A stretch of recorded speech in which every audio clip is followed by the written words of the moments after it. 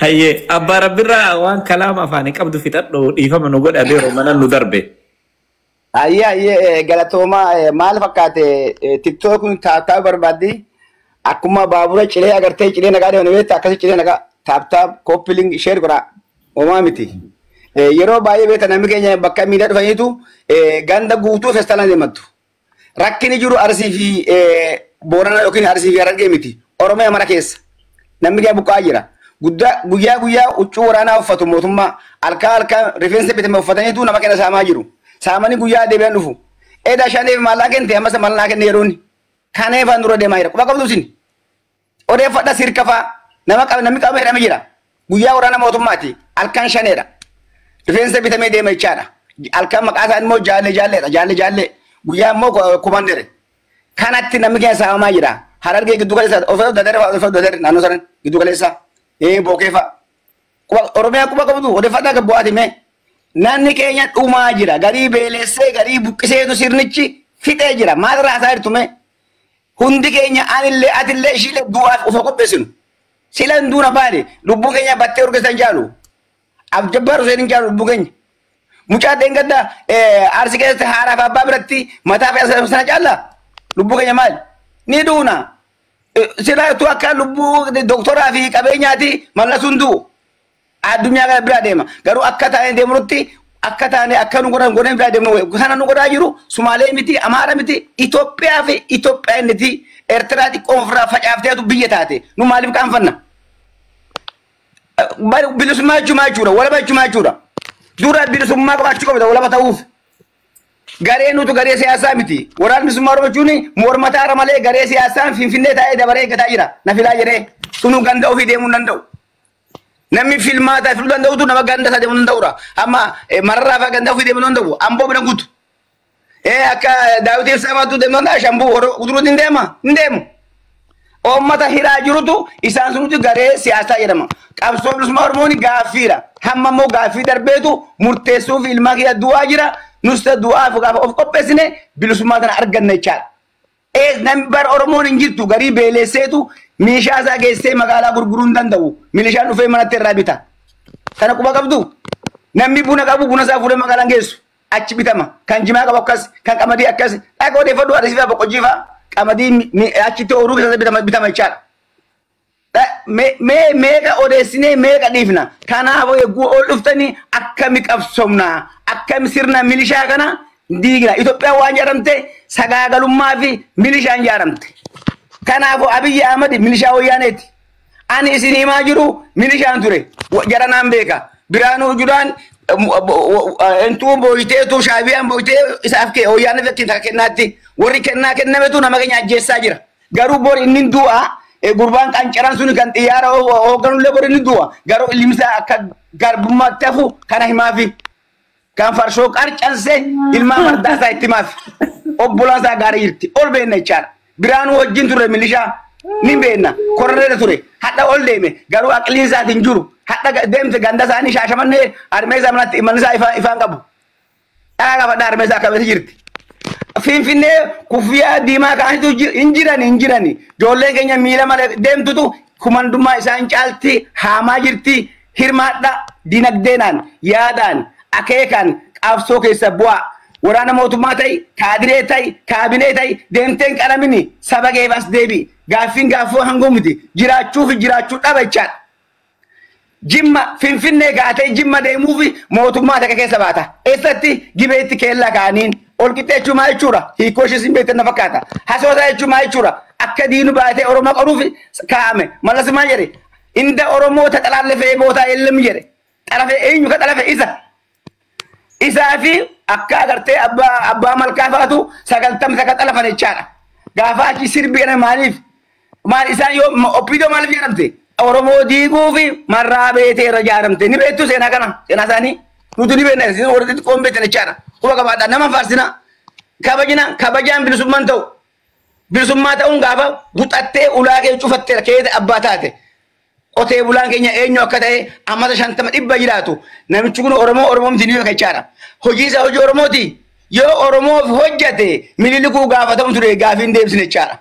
Haye Sillaasiin Oromoodha. Oromoof dalageedha. Oromoof dalanne. Itoophiyaaf dalage. yoo fudhattani sayyaasa Afeworqi saban gondoreera Amaara Eertiraa bilisa baase Eertiraan biyya taate hayyoomtullee boori Eertiraan biyya jechaadha nu harkaa maal qabna Tigreenis olti afaan kan nu saamaa jira Anfar akkas saba hunda nu afaan nu kaa'eetu haala nutti harkisaa jiru quba qabdu godinni Harargee hin jirtu kana quba qabaadha godinni Harargee akka hin jirre meesoo jechuun eessa bordoota eessa dacheessan hanga walakkaa naan beeka bahabbilee eessa daakatatti bari waa himee fixuun jira jecha waa hedduutu jira kana hedduutu jira direedoo haasaa jira jijjigaa keenya turte bari diira waalee eessa diira waalee asii olaan moo direedoo asii ana shira kaa'ame kuni filma isaanii fixuu fi waraana bilisummaa Oromootti dhaama qabsaa waa qabduun waa nyaattuun dhiqqeessiitti waraana cinaa dhaabbadhu rakkina qabu poolisii mootummaa ta'e kumandoo agartee rippaabilik gardii agartee ka Abiyyi farshoo quufee booksu sana rakkoon jiru garuu Oromoo ati bakka deemtu qabdu as deebi qabsoo makami yoo faanoo si qabde immoo maal si gooti goda si qochiisee si awwaalatti wada kun argaa jira chaala gari immoo kalloo irraa baasti namni kalloo irraa baasu eenyu Oromoo qawwee mataa qabameetu afaa Oromoo si qala chaala kaan mormarra muraa jira kun eenni faanoo goraa jira faanoo guddaan immoo kiiloo 4 jira faanoo kiiloo 4 yoo buqqifne faanoo dambajaa fi gondor bahar daari achin kaatu waldaa keenyas waldaa kiristaanaa keessatti namni Oromoo ta'in waldaa lallabuun qabu rabbi dhiisoo afaagee wallaale rabbi dhagayni waaqni rabbi nu uume moo akkam rabbi nu uumne turjumaana rabbi sii kadhatama kun ijaaramee bakka iyyuu jira kana quba qabna ofirraa dhorkee moo lakkii Harargee akkas taate Wallagga akkas taate Walloo akkas taate dhurutti Oromoon dhumaa jira gariin beeleessee fixaa jira chaadha dinagdee jira amma malee waa bitu barsiisaan guyyaa ijoollee barsiisaa yuunivarsiitii halkan immoo taaksii oofa barsiiftuu halkan maana maatti abbaa qabeenyaa huccuutti quba qabdu gariin barsiisonni kolleejiin deemanii jiru baadiyyaa oolu qotu duraan namni maal barattee maal ta'e naan doktoro ta'aa jira hadha immoo qotee bulaan ta'aa jira maaliif namni nyaatee buluu barbaada uummanni daabboo yaade daabboo barbaada boqqolloo qaban boqqolloon qaalee jechaadha maaliin bitamaree mindaan bittuuni namichi eenyu maqaan isaa barsiisaanii fuula isaatti nookiyaa qaba karaa hundullee nookiyaa qaba maaliif kofoo ofirra jiruu hin danda'u jechaadha kana quba qabdu kana maaltu fide sirnatu fide garii beeleessee garii baqachiisee garii qinxoo guureetu bulchuu barbaada ani biyya Somaaliyaa amma 30 ta'e nama achi fuudhee ucaalee ajjeefamu ture achi fuudhamee argeessa eemansa artishii ajjeefamu ture nan ajjeefama maal ajjeefama waan Oromoo ta'eef waan Oromoo fayyadamuuf jechaadha akkuma Keeniyaa fuudhameetu Abba Rabbirra darabee itti aanu sii kenna darabee ammaatti raawundii dura fuulduraatti. Ayyee dhiifama yoo dongoree naaf bulchaa nama baay'eetu haasaa kana kan feene jira kan dhugaa jiru dhiifama ta'a. Ni feena amma akka ajandaa itti deemaa jirru irratti xiqqoonu jalaa dheerate malee haasawa feenu kun bareedaadha. Namichi gabaabaa roopilaa ofu kaati jettu sun eenyu Mardaasaadha. Farshoon fitte. Maal inni maal waa isaa xiqqoo waan nu ibsitu jira moo akkami? Ayyee ilmaa Mardaasaan horii uummataa maaliif fixa? Waraana bilisummaa Oromoo dha'uu hin danda'u. Waraansa bilisummaa Oromootu Sololoo yookiin Gujii yookiin Ilbaabor miti. Isaa jedhadu Adaamaatti aanaa Adaamaa lolamaa jira. Sulultaa lolamaa jira. Jalduu lolamaa jira. Lixa Shaggarii lolamaa jira. Inni deemee Dhengadda Wallaggatti guyyaa tokkotti yegguu 4 deebi'eetu horii fixe. Horii fi uummata fixe. Mana barumsaa fixe. Maalii argachuuf inni kana booda hangam jiraata?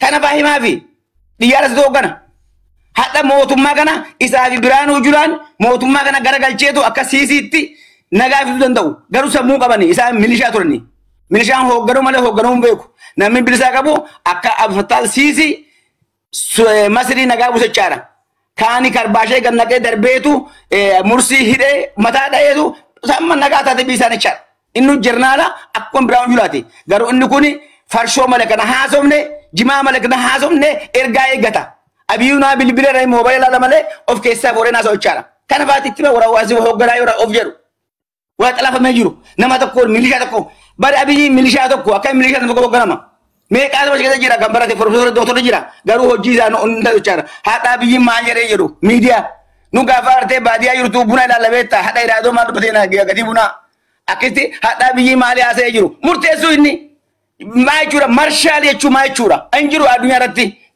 kartoona malee hojii hin jiru jechaadha kana faati itti maa.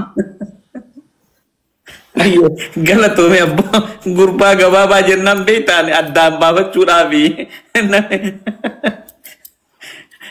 gurbaan gabaabaa qalbii dheeraati beeki gurbaan qumati gabaaba malee waan gurbaan bari roopilaa lafarratti argitu san xaqlaala akka sochoosu isaa beeyte wanni inni roopilaa duroonii nama ajjeesu san balleessan malee. Basana balleessa kataadha. Sila as deebiseetu kiiloo 4 dha'uu sila.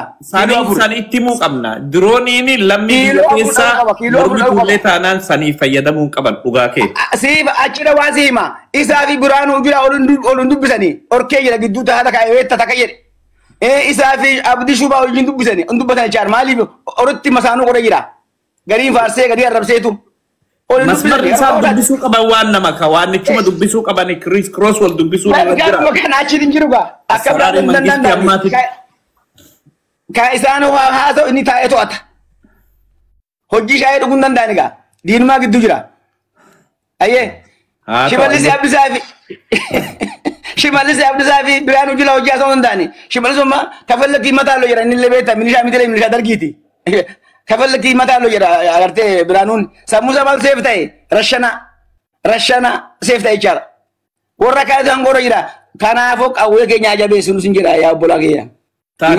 Amma nama itti aanu carraa dabarsinaa sheekaa buttaan eessan nurraa bade har'a hin dammarame namichi sun beektaa qaamin isaan beeksisu dammaramuun oolu na fakkaatu. Hiddisa achi awwaalame sheekaa butaa duruu ni beekna miti achitti hiddisa xiqqoo jira agartee moggaa deemaa jira.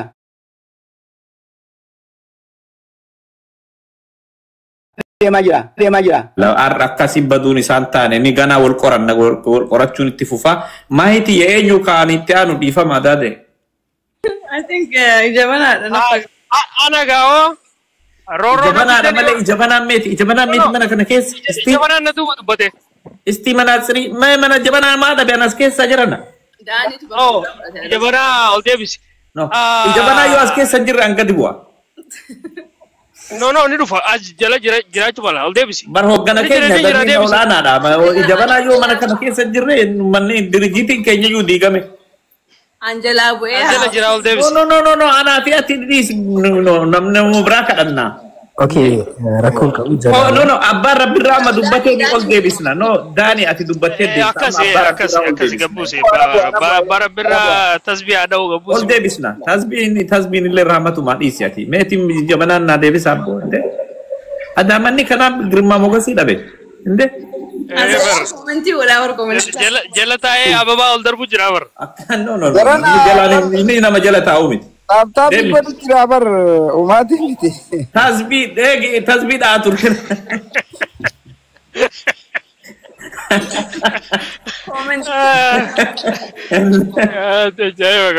Jarri bilchiginnaa tubbeettaa ijoollee sanniin jedhanii bar nama kana hunda nama gugurdaa harrii baase kanneen ijoollee jedhanii.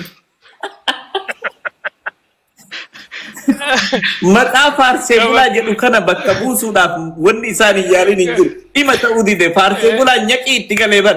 Allah. Haji guddaan nu moggaasee barsana. Haji guddaa waan inni ichi darbee beeytee sirraa naqamtu. Innaan isaanii qabata. Taayyee fi inni maqaa moggaasa irra jajjabo. Jajjabo waan isaan achi darban lafan buutu. Shanee quxisuuf shanee dullatti maal bada opiidiyoo dullatti fi opiidiyoo quxisuuf moo ana baasee bar. Tunteeti opiidiyoo tana see tunteeti. Namuu sirraan fudhatu. Yaa itti mudde ammati. Okay. Yaa bareeda yee reefunaa fi jabanaan yaada siyaasaa bareedaa tokko eegallee turre jidduudhaan gartee himata jidduun jaallan keenya himata bananiiti himata san jala kunne malee amma dubbiin akkasii soo bakka reefu takkatti isin deebisuu fedha yaadan hin xumuriin tokko jira. Rakkoo nageenyaa kun hedduu mul'ata biyya keessatti dhugaan lafarra jira ammas lubbuu namoota hedduu gaagaa jira. Namoota hedduutti dhimma guddaa ta'e yaaddootti ta'ee jira. Tarii biititu karaa middeemtii waan ijoollee wanni nama yaaddeessu waan kana jara keenya waan kana akka tokkotti ilaala. Abiyyi Dr. Abiyyi Ahmaditti muummicha ministeeratti waan yaaddoo ta'ee jiru irratti hin fakkaatu. Dhugaadha nutti yaaddoo ta'ee jira. Qaamota siyaasaa biyya keessa jiranitti hedduutti yaaddoo ta'ee jira. Garuu Abiyyitti waan yaaddoo ta'e natti hin fakkaatu. Kana maaliif hin jaaseetan? Inni adeemsa itti deemaa jiru qaba. Adeemsa san itti milkeessuuf daandiin nageenya dhabamuu biyya keessaa kuni goolii isaa milkeessuuf isa gargaara jeeti yaada. Sanirra dhaabbateeti. Maaliif yoonaan jettan haalli inni rakkoo nageenyaa biyya keessa jiru kana itti furuuf sosso'aan jirre amma fakkeenyaaf rakkoon olaadhaa akkuma jirutti ta'e rakkoo faannoo isaatu uume. Pretoria irratti qaamni faannoodhaa lola Tigraay keessatti adda durummaan qaama hirmaate ta'ee osoo jiru hin hirmaachifne. Qawwee miti qabattoo isin hiikkachiifna jeeni gabbeetti dhaaddate Biraanuun Julaan Maarshaal Biraanuun. Sanbira Dabrii qaama Tigraay lola san keessatti qooda fudhatee jiru adda durummaan Lijuwaayilii hiikkachuu qabdan jechuunin osoo humna Tigraay hin hiikkachiisin lola kana keessa qaama qooda fudhachiisuu isaa lola kana naquu isaa si garsiisa. Kunis taargaa siyaasaatu duuba jira. Diinagdee warra kanaa dha'uufi. Lammaffaa gaafa paartii siyaasaa EPRDF diiguudhaaf deemu TPLF utaalee keessaa ba'e. EPRDF diiguu san keessatti gooliin duraa ilaalcha identity politics diiguuti. Okay. Bakka kanatti nasisin deebisa. Lolli kun osoo akkanatti hammaatee karaa hundaa deemaa jiruuti rakkoo shaabiyaadhaa irra fidee galaanni diimaan keenya asab keenya jee lola biraa gubbarratti afeeraa jiru. Kuni yaaddoon nageenyaa biyya keessa jiru akka isatti yaaddoo nageenyaa ta'e hin jirre si garsiisaa jechuudha. Kana maaliif godhaa jechuu dandeessu? Kana wanni inni godhuuf maaliif? Goolii siyaasaa itti deemaa jiru san dhaqqabuudhaaf rakkoon biyya keessatti uumamuun dirqama. Humni siyaasaa addunyaa tanaarra goolaadhaa jiru xumaasha lolaa darbeeti jidduu milkaawa. Fakkeenya Ameerikaa fudhadhaa. Ameerikaan mass distractionidha qabaa tolchaa jira jetteeti Iraaq. Meeshaa guddaa addunyaa tana balleessu tolchaa jira jettee dheeyitee barbadeessitee zayitii gaazaa isiidhaa waggaa 20 xuuxaa turte.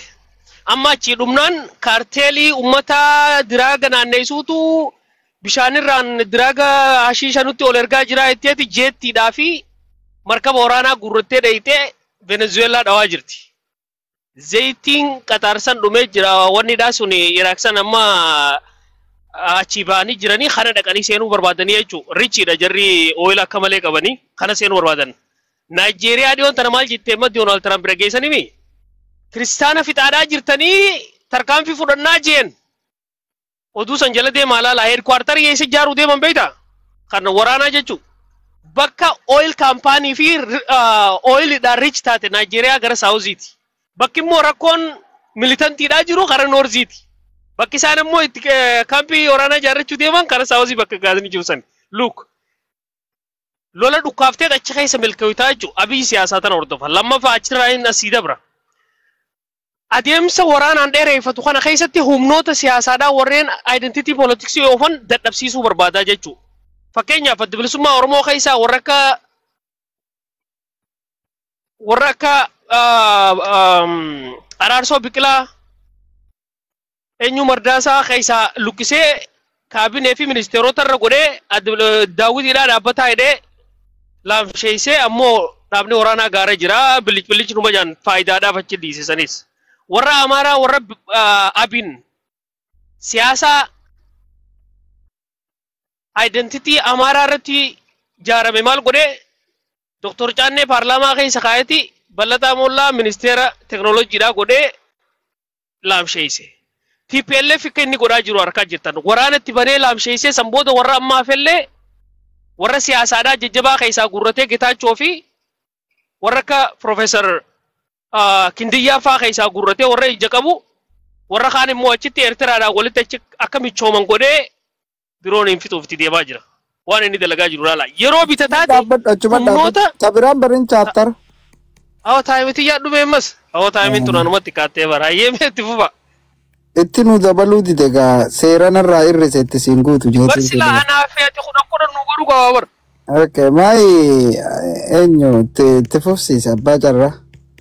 I think sitti aanee Jafeedhaan fakkaata diimatti ka'aanu wanta gongoruu baadhe. akkasii Itti muddi. barreeffadhu. Mawaanuma lakki anu ni gala. Reefu Jafeedhaan diimaa duuba dubbatta jechuun hin yaadan. Jafeedhaan diimaa duuba dubbatta.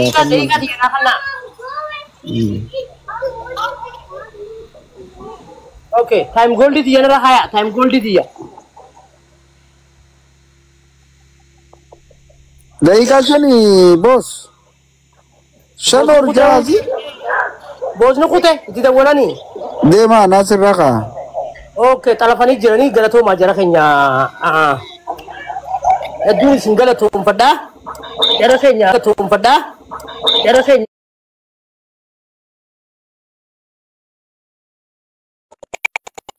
Pipi tahu rokok miti. Dah apa degerun rokok miti. Rokok ani namni tu kok kagak be ani pipi dah. Ani motumma dah. Dega be tu betul. Dan dah utai tin challenge juga dah. Dan dah budi setin berada mai tu. Rokok miti. Isa kize fede sabak isa dokot. Kize fedu mata ifgod.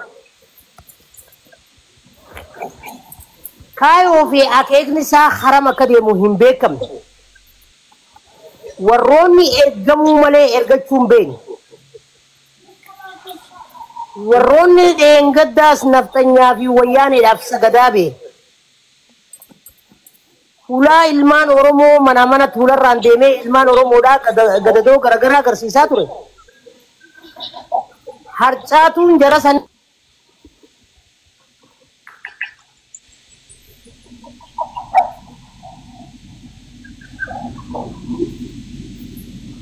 Tibil bila. Dagang. Sin dagaw jirtu. No. Dagaan jiru. Music abadee jiru. Ya. Kala sunan gurata ada bersinu. Jabana sihi sitti ane pita. Okay, galato majara Kamat. Okay. Debe. Ani turati anabar. Okay. Debe dero. Okay. Turati ane. Eddu galato majara kenya. Lali dima abiyyi ni galana dima wanni jawu ni shawada bolesa ke yarako birafidan rakko abiyyi ndaleta na safata gotel lali no bolesa ke yadije diga jirti dinagge biyya tanas diddani tuma biyyi tun guddatte jettani farsitan abiyyi wajji nawasan sobina boru nututu walitti afa namne akkam tanaje akka ta'un dhabu akkam tana walinja maike nyuti bana jira diro kanafi yoni ni garte biyya tanaaf naatoo qabaanne abiyyi narku abiyyi kitaaba baayibili dubbisa jara keenya rakkoo dhaga'uun fedhu hin arku wanni amma laga abbaa jahu galaana diimaa jahuuf hawaasa akkasi galaana diimaa jee duchisiiseeti dila san dhaadatee keeysaan ammoo manguddummaa ergatee jira BBC'n ganama jalaa baaftee jirti isin hundi dhageeysanii jirtan maal jaani yazafan daardaar iskiskaana'u jaani maal lazii maal jaansi lazii takatakaa ikaa lamansaat na'u jaane wanni inni goggodhaa jiru kuni rakkoo keeysaa kana dheeysee ummata kana fuudhee bakka takka geessuu barbaada yaada biraa irra fi'uu barbaada siyaasaa keessa ni jira wanni sun istiraateejii siyaasaa keessa ni jira baay'ee abiyyi siyaasa kana diphii dhage maammeen siyaasaa abiyyi irra ni beeka jeetii yaada anummaan kun diphii dhageeti yeroo ni gartee wal nyaatinsi tokko uumame xilaata biraa xilaata halaalaa banuu waan ja'amuutu jira wal nyaatinsa akkanaa kana osoo hin taane wal nyaatinsa girrigirrii hooyooyii hawaasaa kayoo fedhe dhaamsuu danda'u qawween dhaamsuu dhiifteeti yaada biraa itti fiddee dhaamsita leelaa tooppika ajandaa biraa jechuu kuni amma ajandaan inni niin dhaamsa jiru kuni ajandaa biraa itti bane hangam takka Ijipti nyaachifatte hangam takka Eltiraa nyaachifatte hangam takka naannoo isii kana marsite bahara osoo jettanii Jabuutiidhaan waan itti boru kanama meeshaatti naqattan dhabu jirtan jara kee ammaali hoolaan gaafa qalame samii harka jaan hoolaan gaafa qalame malee samiin arku akkas ta'u jirtan erga mormi isinirraa shat jee samii arkuudhaa deemtan boru ganama markabni Itoophiyaadhaa bakka itti Jabuutiidhaan dhufuun dhabu jira jechuudha. Amma Itoophiyaa san manguddummaatti ergatee Jabuutiin Suudiin jalaa qabattee deebi'ee ammaan tana Somaalee kadhachuu jira. Yaa'oo nasattarii uummata kiyyattiin kijibee jee. Amma xiqqoo boodata Somaalee gabbaasuu deema. Xiqqoo booda mata Somaalee gabbaasuu deema. Deebi kadhachuu jira. Kiyyaa wazadaamii waan qabe takka keessaan bahin. Tigraay kaddiina ifi godhee Shaabiyaa kaddiina ifi godhee. Maammee Jabana. Oye gaashe. Bakka tanatti waa takka si waliin dubbachuu fedhaan. Okay. Beektaa nulleen keessatti challenge wal goonaame. Yoo morkitus at the same time hatta yoo mootummaa sanillee jijjiiruun barbaachisaa ta'e argame.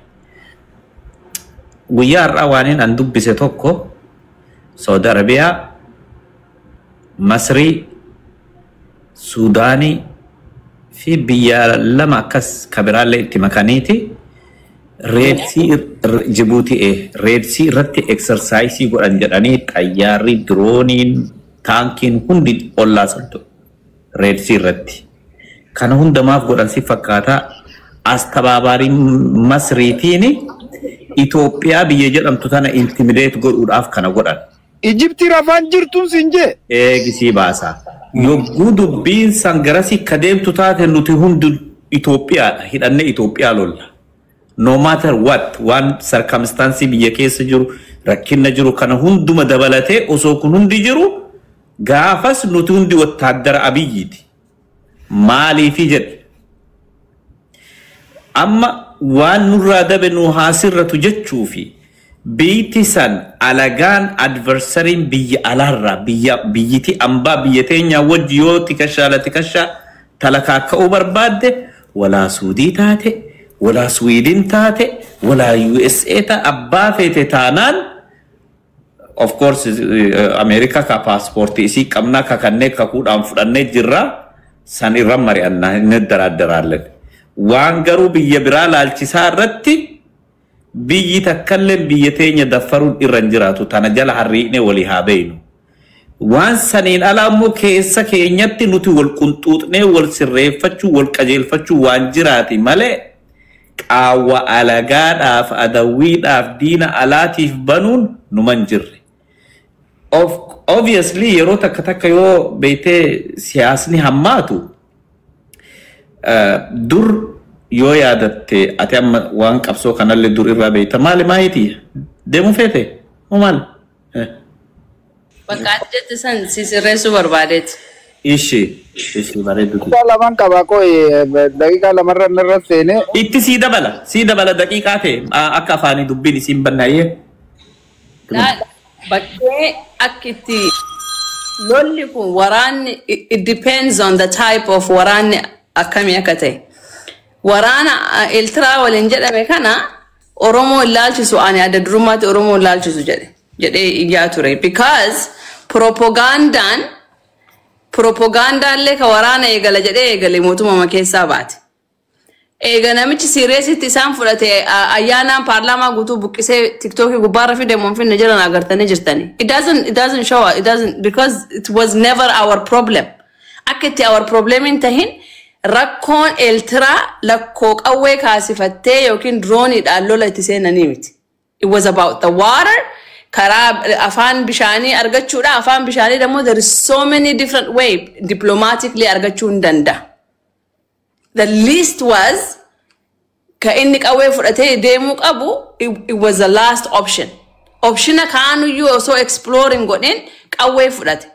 On top of that rakkoo biyyattii he is fighting with everybody. Namni inni waliin biyya san keessatti nagaha waliin qabu hin jiru. Eenyu qabateeti ka bakka san dhaqu.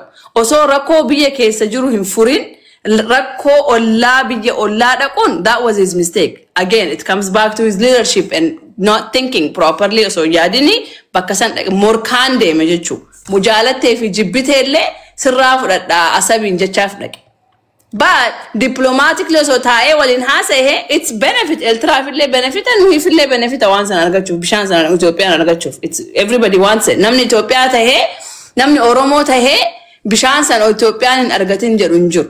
Lola Eertiraa kanarratti garuu ummata Itoophiyaatu guutumaan guutuutti ilaalchisu. Nobody should support it wanni an jedhee the war was lolli sun it should have been the last option.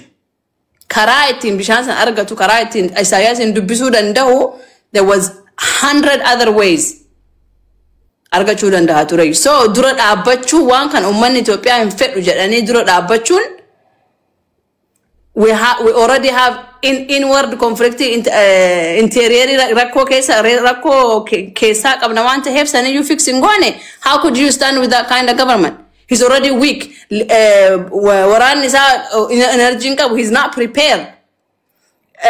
Allah wanna firan qabu. Allah rasaayibni isa gargaarun jiru. You just wake up and then all of a sudden, hey, I want asabin barbada. Warana seenu qaba jedhe isaanuma warri orala oofaa bahe. Panic tahani baragani. The entire parliament was on TikTok.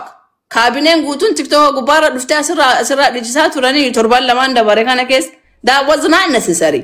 Isaanummaa ancuu mallishuu ta'an jechuudha. Ofumaa fidanii ofumaa isaaniitti akkas ta'an. So akka Oromootti illee tahe akka Itoophiyaatti lolli kun silaa tahamee jiraate uummanni keenya dura dhaabachuun dirqama ture. Because we should not have been supporting that. That was an unnecessary provoking ture. Sanuma dubbachuu fi dhifama. Let me finish my minute. Daqiiqaa sadii narra darbe. Uummatallee wannan goonu. Laal fiixaa mootii yaada bareedaa kaafte. Yaada kana beekaan gulummaa galgala irraa sii tuttuqee ture. Hadheeffannee ka gabbaane bilaashii miti. Diimaan faan sa'aatii 11tti dhufan. Jalqabarraa Abiyyi kanaa wajjin hadheeffannee namoonni hedduun mormee ture obboleessa kiyya. Abiyyi jechuun nama akkamii? Jaaramuu sitti hin dhiisu. Abiyyi jaalachuu yoo isa haalaan jaalatte fittis hin dhiisu. Yoo isarraa fiidees fittis hin dhiisu. Waan akkanaa maal jechuu? Namni qixa Jawaar Abiyyi jala kursii qabe hin jiru. Namni qixa Taayyee paartii badhaadhinaa gadhaabe hin jiru. Namni qixa Lammaadhaa Abiyyiif yaada hin jiru. Nuu asirraa wacu kana hunda. Kudhan gara galchaniiti kudhan ol gara galchanii soddom gara galchanii Abiyyi amma akka kophaa isatti akka Itoophiyaatti miti dippiloomaasii tana hunda kan dhabe. China akka kophaa isatti itti kijibaa jira. Russia akka kophaa isatti itti kijibee bakka meeqatti wiccitii meeqaa jira bakka meeqatti wajjin feel godhe. Bahara Russia bahara Somaalee ka jalqabaa sanii China fi Russian gamanaan to'achuu feete akka Ameerikaan gamachaanuun to'attetti. Asirratti feelte. Jara kanaas waliin dhehee jidduubate. Arraa Somaaleen nuuf diina. Abiyyi bar Imree takkitti yoo taate malee nama tokkoon qabu bar fiixaa kiyya. Okay. Asirratti waa sii dabalu bakka Imreeti jette san irratti. Daqiiqaa tokko irratti naa dabalu. Sii dabala. Eegnoo dubbii walii sirreessaa deemna waan qabatamaa wal qabsiisaa deemuun barbaachisa. Ishuun kun barbaachisaadha ammallee waan bakka hedduutti irraa dubbatamu. Waan irraa sodaannu hin qabnu nuti waan hundarraa dubbanna. Amma Imreet takka malee waan qabu bakka jette san irratti. Haila Salalafi kana xiqqoo waa walii ibsuun barbaachisa. Number 1 Masriin eenyutu support godha. Tokkoffaan Saudi Arabia. Namni hunduu kana ni beeka. Lammaffaan even Somaaleen gaafa layni sun eebbifamu Keenyaa dabalatee Somaalee gudditti illee dabalatee dhaqanii achitti eebbisiisanii jira walumaan beeyna jechuu kiyya.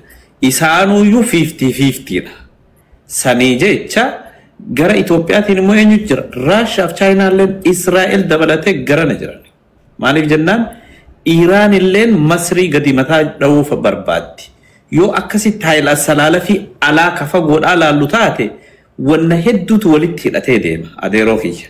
Gartee complex siyaasaadha kun amma laal wanni kun waan lafa jiraati bar waan addunyaan harkaa qabdu waan akkanumatti ufumaan haasoynu osoo hin taane Haayila Salalafiin kuni geopolitics wajjin tarkaanfata. Saniifuu akka ammati jette UAE takka ta jette jabduun isiidhaa dhugaadha irratti siifiin galaa haa ta'u garuu biyyoonni biraallee numa jiran mataan dubbii keenyaa maali? Mataan dubbii nuti irratti haasoo jirru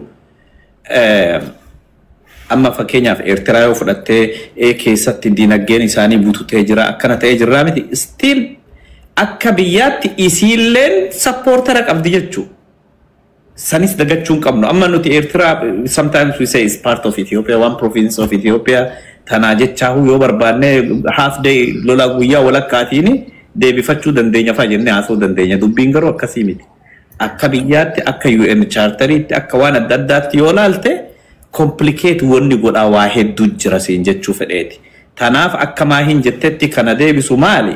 Wanni hundi tartiiba ofii qabdi shaddaa fi maddaa ofii qabdi akkaataa itti addunyaan maddaa keenya kaas keessaa kanaa miti kan hin jechuu jiru.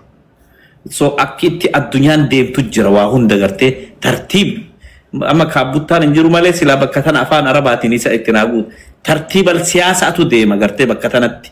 Tanaa jecha dubbii teetiin naa deebi UAE qofa tanaan jette san irratti Haayila Salaalafi yoo tarreessuun nu barbaachise including Qatar including biyyoota biraallee dabalatee gaaf dheengadda Israa'el Qatariin dhooyte Itoophiyummaan xiqqishuun amma aneefatti tuffannu tuni is a voice maal jedhan no dhawuun Israa'el biyya san dhawuun sirrii mitii jedhan illa akka beek Ameerikaa Egi kaafani fitana gaafa Ameerikatti dheengadda poolisiin nama hiiwan adda addaa san eegalte san yeroo amma Trump aangoo qabate Itoophiyaan Ameerikaa restreenii gaafachuu turte bar nageenya biyya san keessatti poolisiin uummata shororkeessuun qabu karkarrootu booyyee kolfaa kanaafuu dubbii achuma siinii isaatti buufe waa hedduu sii tuttuquu fedhee wal sii qabsiise Laali dubbiin fuggisoodha dubbiin addunyaa siyaasni akkasi.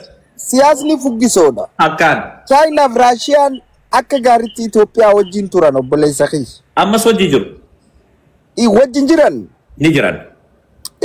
Qallatee jiran jee paarsantii 30 hunga'u ka wajji jiru. Eenyutu Itoophiyaan nukleerii ijaaruuf jira? Eenyu si fakkaata? China bada Raashiyaa. Eenyutu dinagdee Itoophiyaa kontrool godhee Itoophiyaan moodeelii eenyutiin dinagdee ijaaruuf jirti? Moodeelii biyya kamiitiin? Moodeelii biyya kamiitiin Itoophiyaan ikoonoomii isii ijaaruuf jirti? Laali qoymaaki Ibrahim Boad namas dararree daqiiqaa kiyya kana. Umaatii miti dibeetii irra jirra haasa'u mariidha rakkoon qabu dararree hin jiru as bira. Okay hayyee. Namni barbaachuu waa barata as keessatti beeku. Namuma nu eeggatu kana afaan rakkata jeeti. Laal gabaabdutti yaada bareedaa fi fudhatama qabuun na dhufte. Yoo biyyi teenya biyya biraatii wajjin ka wal dhabdu taate nu hundinuu abiyyi wajjin hiriirraadha. Never ever Itoophiyaa keessatti Oromoon abiyyi wajjin yoo hiriirte misteeka guddaadha daleeyti malee never hin injifattu. Akka ati injifattu sin godhuu warra isatti hiriireewu tokko milkeessine. Warruma isa jalatti hiriireewu tokko milkeessine. Wanni tokko chaanjiru.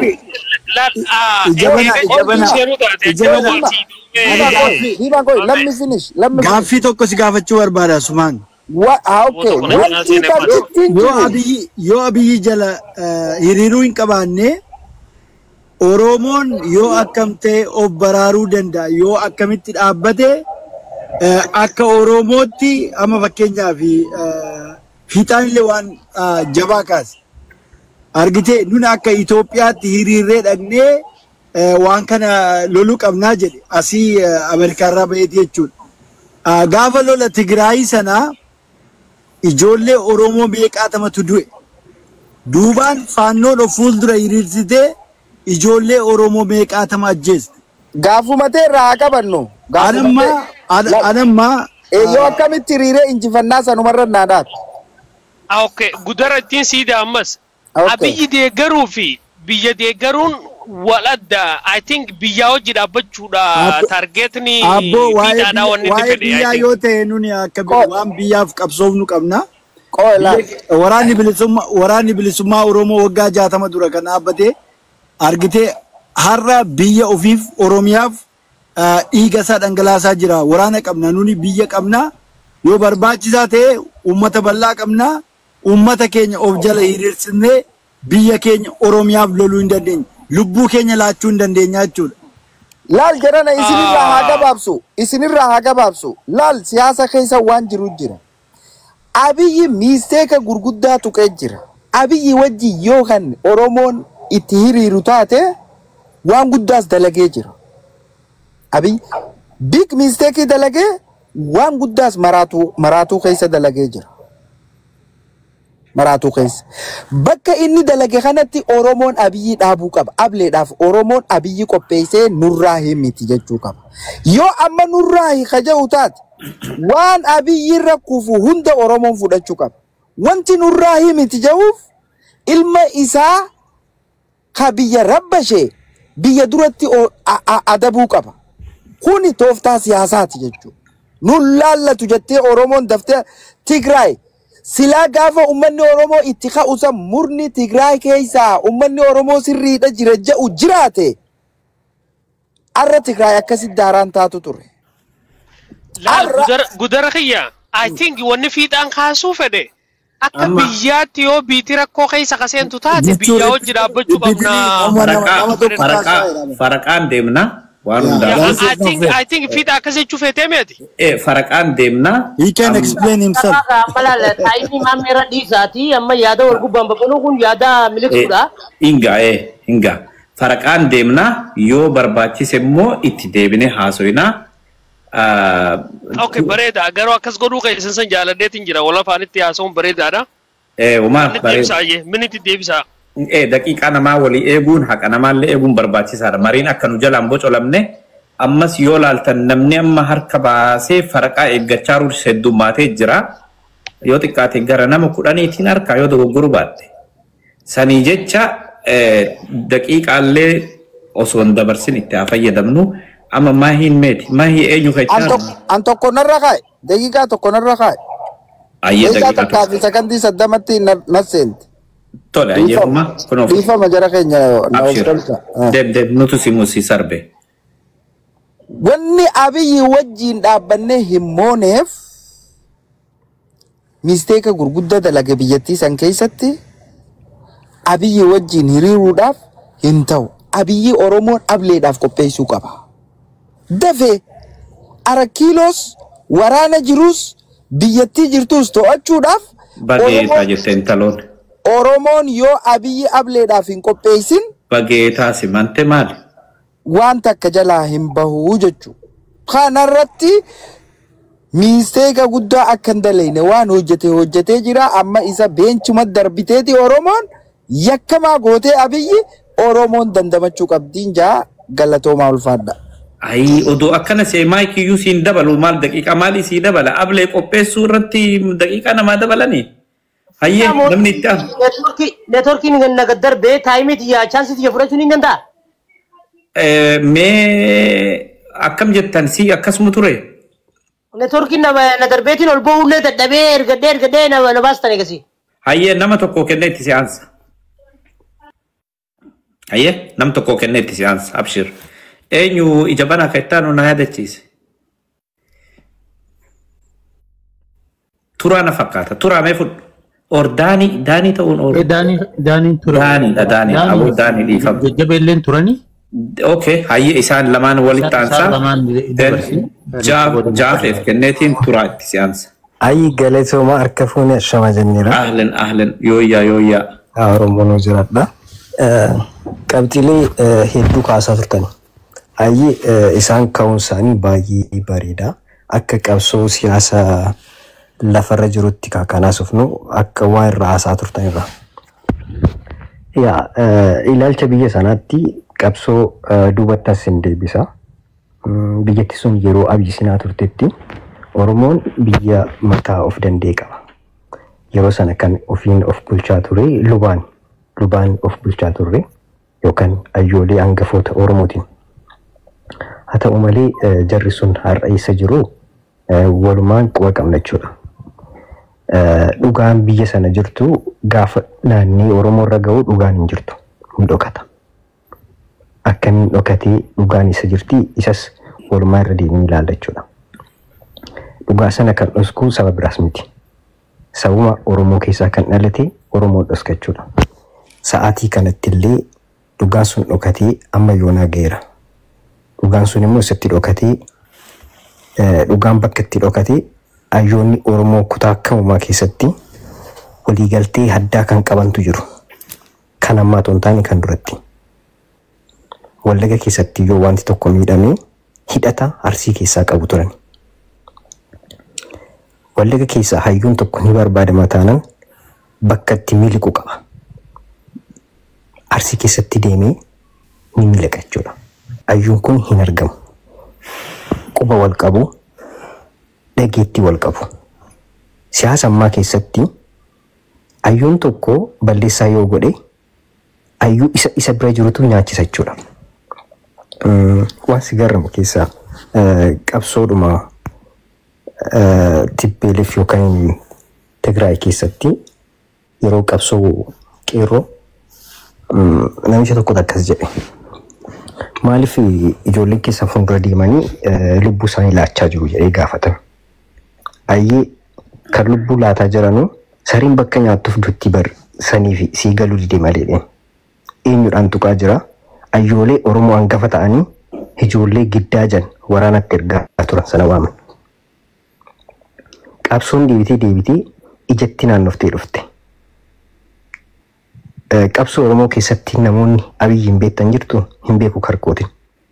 Qeerroon kan falmataa ture Jawaar nu haa bulchuu, Lammaan nu haa bulchuudha. Qabsoo siyaasaa keessattis ijoon mata dureen isaanis isaani.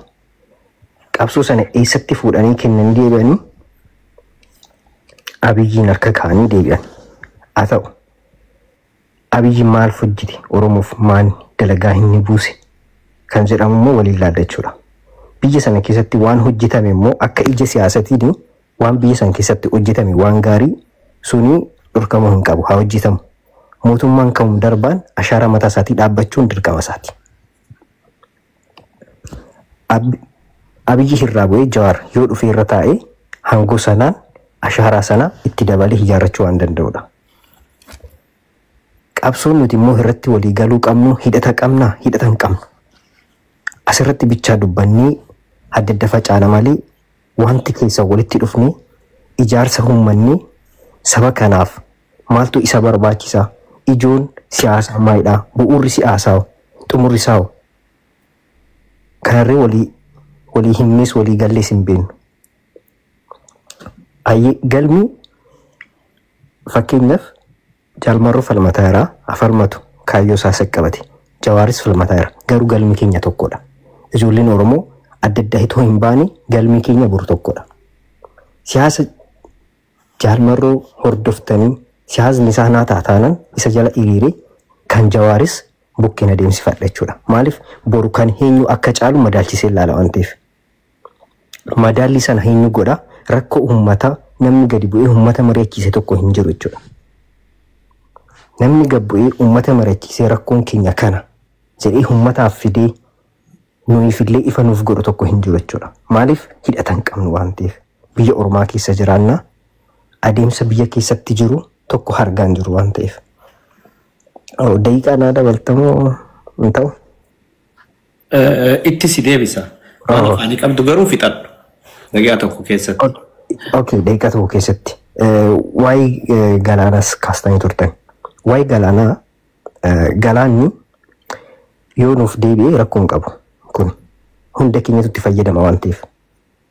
Wanti biyya sanaaf ni ta'a ta'e hundumtuu waan nuuf mala ta'e hundumtuu nuu maluu danda'a. Boru waan itti fayyadamnu waan ta'eef. Innaa kanumaan jira yoo booda daqiiqaa argadhe itti fufa galatoomaa. Haa ta'u galatoon eenyutu itti aana turee jajjabeen kun illee ture jajjabee kanatti ansiteeti joffee kan akkas biree. No joffeen akkanutti naarre jajjabeen haa sabbaruuti joffee dubbadha abbo. Okay, galatoomi fiixaa mootii reefu bikkaan irra dhaabee raayin uffadhaa yaada kan kookaniin bikkaan irra dhaabee sana. Nuti ilmaan Oromoodha. Hoggana qabna. Hoggana hordofnu qabna. Hoggana kaayoo fi akeeka ummatichaa isa dantaa garaatiif dantaa dhuunfaa garagaraatiif dhimma Oromoo fi Oromiyaadhaa kaayoo fi akeeka ummatichaa isa kaleessa abbootiin keenya irra wareegamanii biyya tana laatanii nukkannan hoggana kaayoo fi akeeka abbootii teenyaa fuudhee galmaan ga'uudhaaf gooticha jaarraa 21ffaadha warri hin beekne isa profaayila kana gubbarra jiru Kumsaa Dirribaa jedhama warri hin beekne asumaan bara warroonni hoogganan qabne ifii burjaajooytanii uummata burjaajeessuu barbaadan ifii dhamaatanii uummata dhamaasuu barbaadan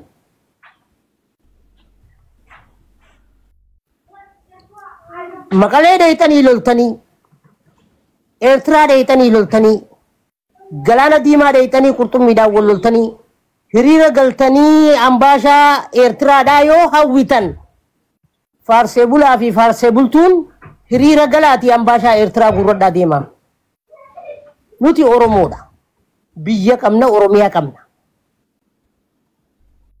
Daangaa qabna daangaa keenya tiifachuudhaaf ilmaan Oromoo humaatamaan walii obsanii wal gursanii waliif dhoysanii wal leenjisanii waliif hoogganamanii wal hoogganaa kaayoo fi akeeka ummata imimmaan haadha Oromoodha irraa qoorsuudhaaf daggala Oromiyaa kana keessaa huffisee hufaa boochisee qabsaawaa jira jechuudha. Warroonni hoggana dhabdanii looshina dibattanii lippistikii dibattanii vaaziliinis yoo feetan gubbarra dabaladhaa. Akka gabatee bishaan gubbatti gamanaa fi gamana horiitan wal guuradhaatii Maqalee miti Eertiraa miti Galaana Diimaa qurxummii keessaa hojii wal lolaa deemaa nun galchu. Qeerroo fi qarreen Oromiyaadhaa daangaa Oromiyaadhaa tiifachuudhaaf qophii xumurateeti qabsaawaa jira jechuudha. Warroonni haqa Oromoodhaa dhaamsuudhaaf warri qabsoo Oromiyaa qabsaawota ilmaan Oromoodhaa haqa isaanii awwaaluudhaaf deeman ololaa fi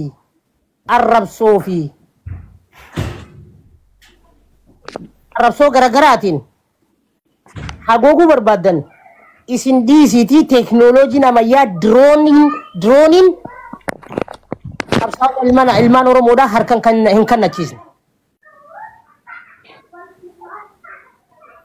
Eessatti akka qabsooynu yeroo akkam akka qabsooynu eenyutti akka qabsooynu tolchinee bareechineeti ilaa fi ilaammeedhaan nu hooggananii hoggana keenyarraa tarsimoo fudhachaa ummanni Oromoodhaa qabsoon isaa eessa akka jiru tolchee bareechee beekaa jechuudha. Warroonni mufattootaa fi harcaatootaa fi faarsee bultoonni nun galchu. Yoo haraaraa baarudaa qabaattan haraaraa sii galtee ergachuu hin beekne of taatanii jiraachuu hin beekne nama ta'uu malee Oromoonni qabsaawaa jira keessaa fi alaanis hayyoonni Oromootis eenyu hojii akka mari'an nu beekna eenyutti akka qabsoo nu beekna warroonni daangaan Oromiyaadhaa hawaasa keenyaa wajji wal daangeessu seexaanni daangaa Oromiyaa wajji qabaannaan gateenya mari'achuudhaaf qophii. Warri faannoo wajji sangaa Oromoodhaa coomoo wajji nyaachuu bare faannoo isa faannoo guddise isa abbaa keessan guddise viidiyoo wayyaanee harka qullaa harka maranneeti iddoo itti qeerroo fi qarreen Oromiyaadhaa iddoo isaan itti galchan harka qullaa isnaappara dura dhaabbatanii fagoo miti akkuma abbaan keessan Abiy jee waa irraanfattan shorti immoo marii isiniin jee kuma 2018 qeerroo fi qarree fi qeerroon Oromiyaa maal akka hojjetan taayimiin koo dhumee ittiin deebi'a.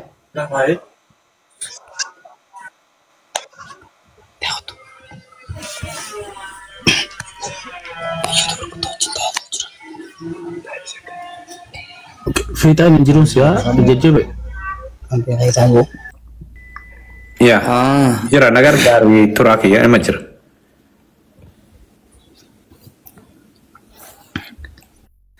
Ayya taa'ee miti jenaa kana.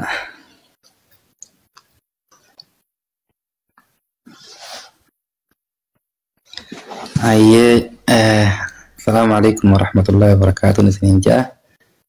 Akka Oromootiin dhugaa dubbadhamu akka warra keenyaattiin kijibatan jettu isiniin gaafadha. Yoon akka Oromootti kaniin dhugaa dubbaddu taate wanni Oromoo hundi na yaachifti jechuudha. Mootummaan keenya kuni kaniin nuti eeggaru kaniin biraa qabuun rakkoo mataa isaatiif uume keessaa bahuu dadhabee rakkoon sun deebitee giseen tentaaluu isa qofa osoo hin taane isaa fi saba kanallee waliin balleessuuf jirti jeetii yaada kanama tokkotti. Maaliif onaan jette rakkoolee adda addaa agarraa Itoophiyaa tana keessatti akkuma sabaatitti yoon kaase amma rakkoo saba keessa jirtu bu'urri ka'umsa rakkoo tanaa isa biraa ka'ee madda isa keessaa ka'ee kan karaa hundaatu jechuudha. Maaliif ooyatte annaan galle gartee waan itti fayyadamuu barbaade tarii gartee haalli siyaasaa kun akka naman goone hin qabu waan karoorfate qaba.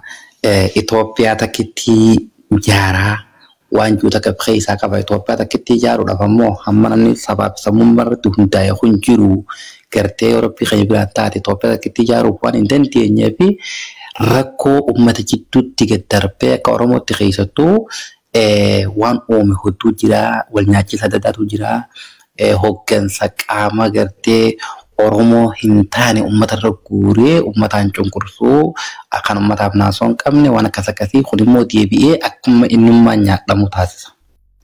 Jeetiin amana akka nama tokkootitti warri gartee isa faarsu kuni kan akka kiyyaa kuni daangaa ala kanatti harkatumu kuni isuma gartee hallayyaa keessaa bahuu hin dandeenye keessa geessa jee waan hin amanuufi waan tana gartee sarara qusatanii hin jee ergaa dabarsaaf jechuudha.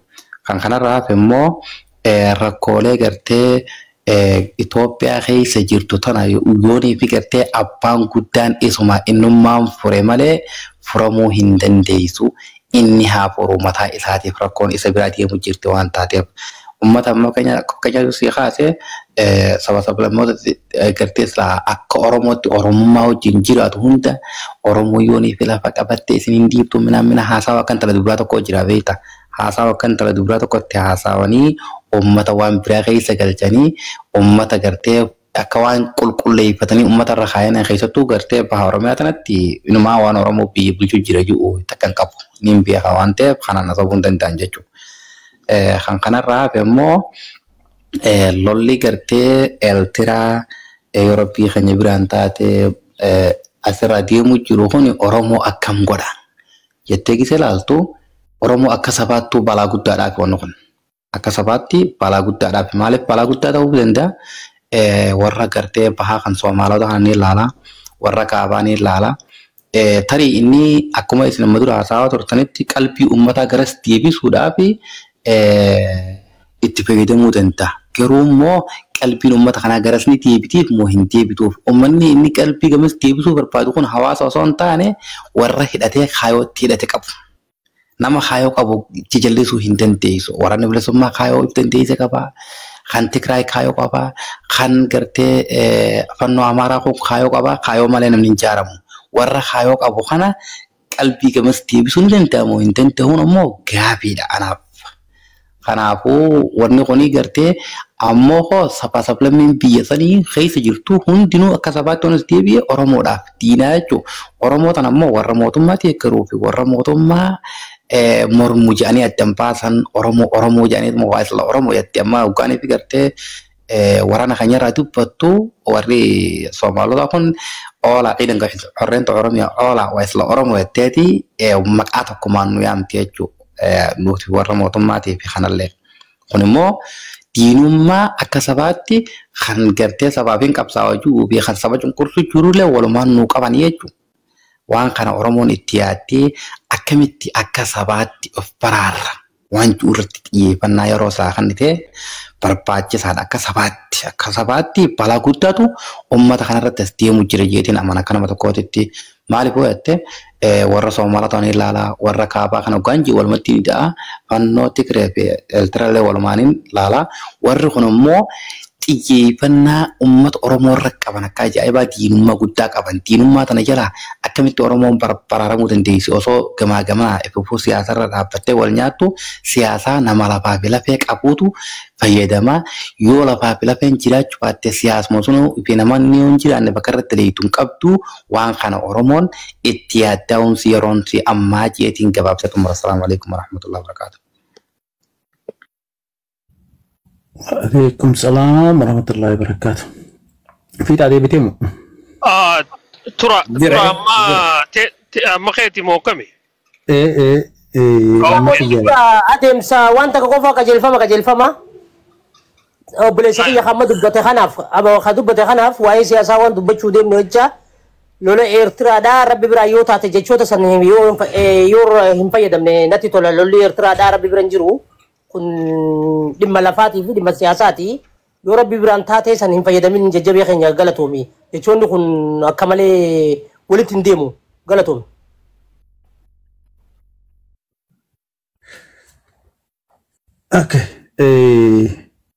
Dima wanni faarsee bulaa jedhamu moggaasnis moggaasa haalaan bareedaati.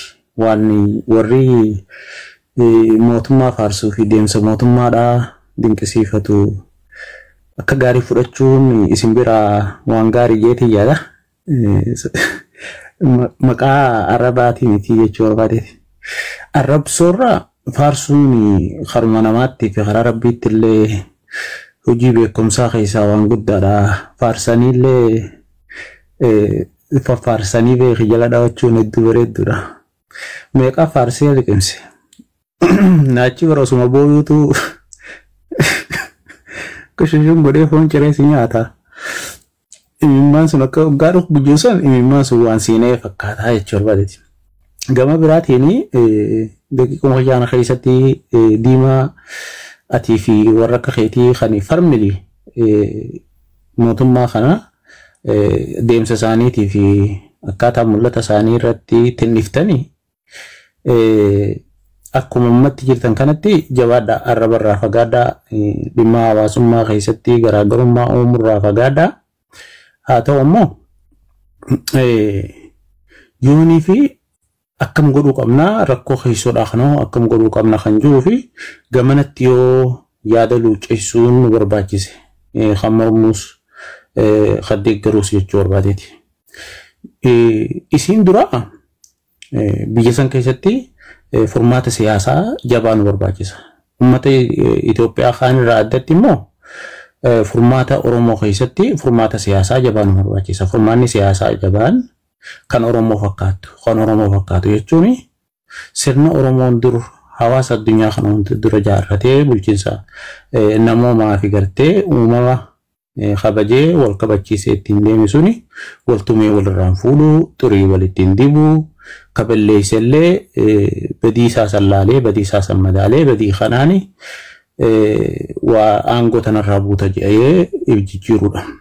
Aangoon biyya san keessatti ammoo booda argamuu qabdu aangoo filmaata ummataatiin argamte qofa ta'uu qabdi jechuudha. Aangoon aangoo ummataatti akka deebitu irratti hojjechuudha.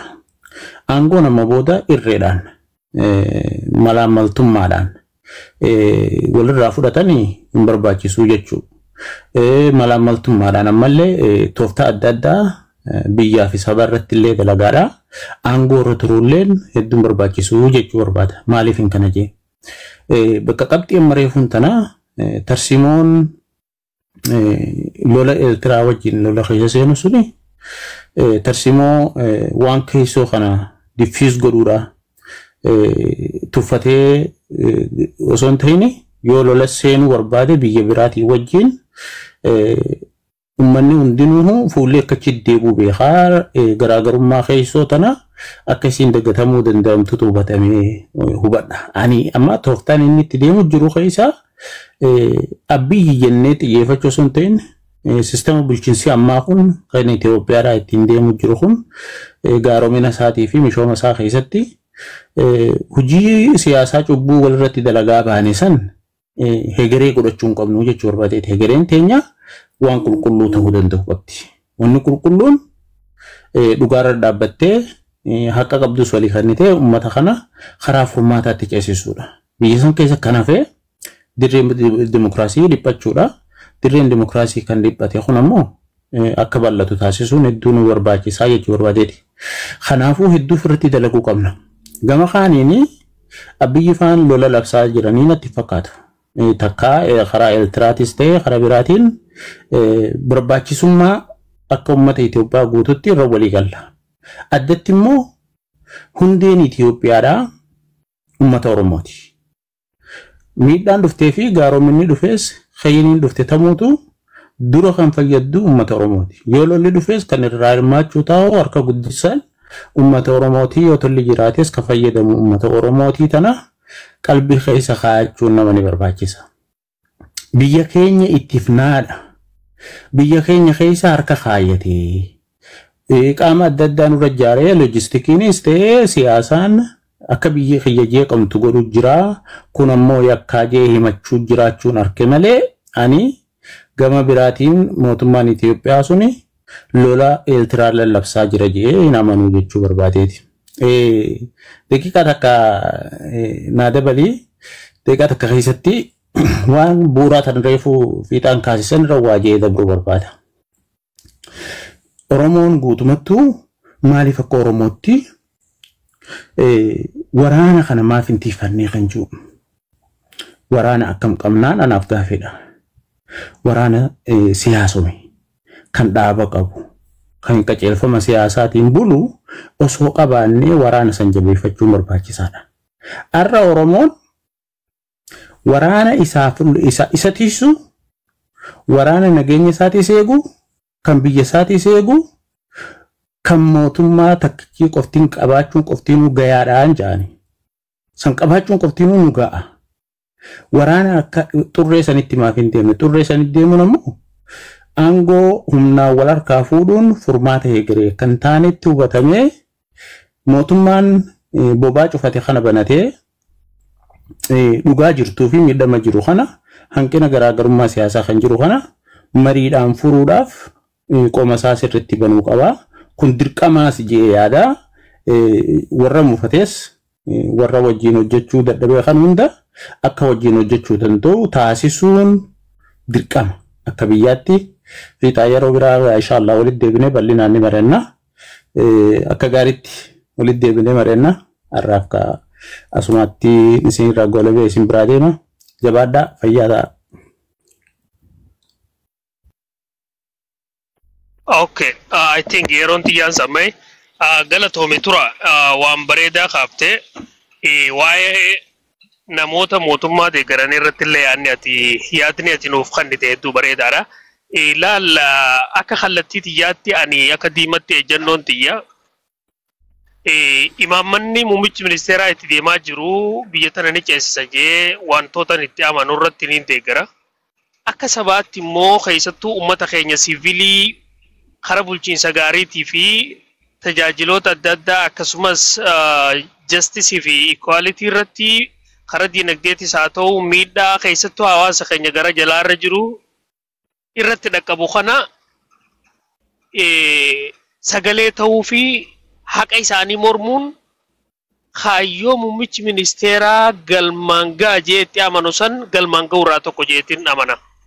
Kanaaf hawaasa keenyaa sagalee ta'uun rakkoo isaanii irratti deemtu dura dhaabbachuun kaayyoo muummicha ministeeraa galmaan ga'urraa isa takka jeetiin amana. Kanaaf faarsuudhatti hin amanu jechuudha. Fakkeenyaaf qotee bulaan keenya tokko kan caayaa isaa jala jiru milishaan isa cinaa jiru yoo roorroo isarraan ga'e muummicha ministeeraa milishaa isarra rakkoo isarraan geessan irra dhaabbatee taqa isa madaalu. Gaaroommina mootummaa fi hammeenya mootummaa ara kiiloo dhaqee arkeetii miti. Bulchiinsa yookaan caasaa mootummaa achitti tajaajila isaaf kennuu fi roorroo isarraan ga'u irra dhaabbatee taqa mootummaa tilmaamuu jechuudha. Kanaaf hawaasatti qaamni mootummaa gad dhiyaatu suni tajaajila isaan maluu fi walqixxummaa akkasumas dimokiraasii yookaan immoo mirga isaan malu kennuu fi qabaa jeetiin amana. Tajaajila isaan malu kennuu fi qabaa jeetiin amana. Kanaaf guddaa kaampeenii kiyya mootummaa difeendi godhuu osoo hin ta'in uummata difeendi godhuudhaa ta'a jechuudha. At the same time imaammata akka biyyaatti muummichi ministeeraa qabu deeggaruu cinatti jechaa kiyya. waan reefu fiixaan kaasirratti xiqqoo waa jechuu fedha. Akka biyyaatti gaafa biititee rakkoo keessa jirtu seentu biyyaa hojii dhaabbachuu murteessaadha. Saniif reefu jabanaadhaan abiyyi cinaa dhaabbachuudhaa fi biyya cinaa dhaabbachuu waladdaa wanneen hin jeeniif. Gaafa biitii biyyaa hojii rakkoo fakkeenya Masrii fi Shaabiyaan Itoophiyaa irratti yoo lola banan taate akka biyyaatti gaafii jiraachuu dhabuutiitu nu mudatee jira jechuudha. Yeroo san akka biyyaatti biyyateetii hojii dhaabbattee biyyatee baraaruutu dursaa jechuudha. Amantii fi sabaa fi eenyummaanuu osoo waliin qoodin daangaa biyya Itoophiyaa jaamtee addunyaarra beekamtu san keessa sabni jiraatu kamiyyuu akka biyyaa biyya isaa tikfatuutu dursaa jecha. Akka biyyatti gaafa biyya tiksinee booda as deebinee waloo keessoo keenyatti rakkoo jiru walirratti qabsaa'uun waan sirriidhaati.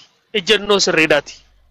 Ammoo diina alaa dhufee wajjin gaafa biyya keetti irratti duultee biyya kee bittinsee facaaste as deebitee gaafa keessatti deebitu biitii ati har'a mirgaa fi yookaan immoo milishaatu na dhiitee fi haqa kiyyaan dhabe jettee ati gaafachuuf deemtu hin jiraattu jechuudha. Yoo biitii jiraatte mirgaa fi dirqama achi keessatti qabdus gaafatta. Milishaan na dhiitee mirgina haa kabajamu jechuu kan dandeessu yoo biitii jiraatte.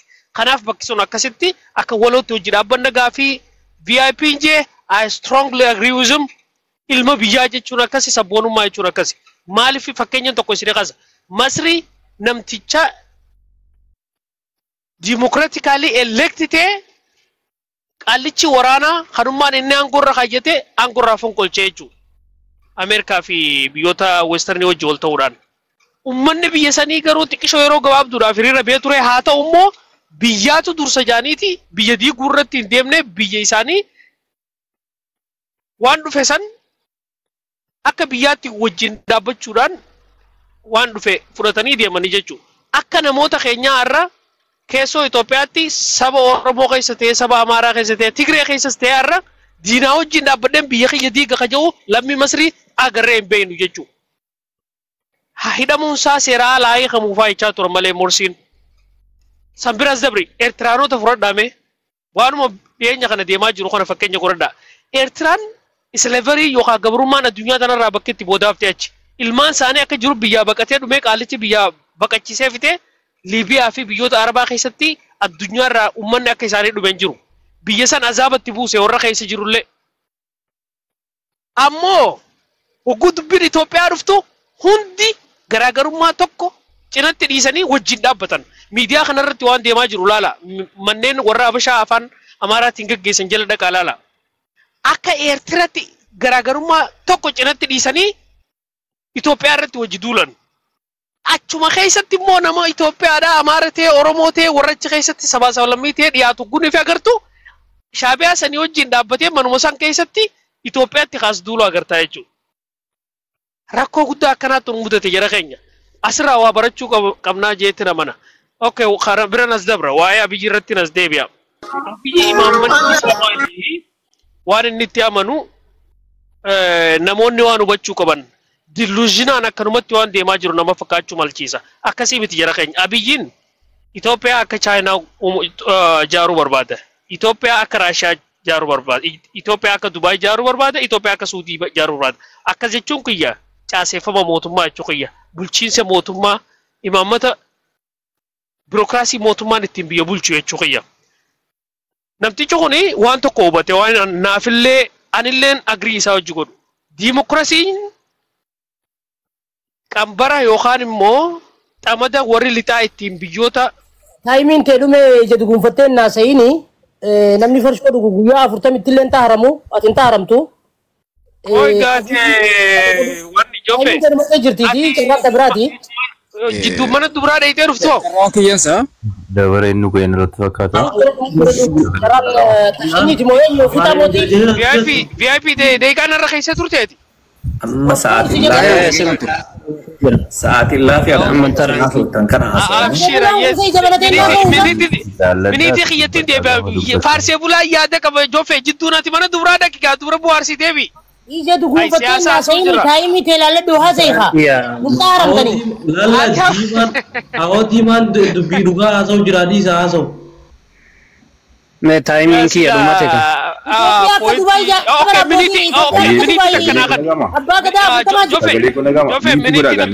Ifama wajin dima labu mute godi.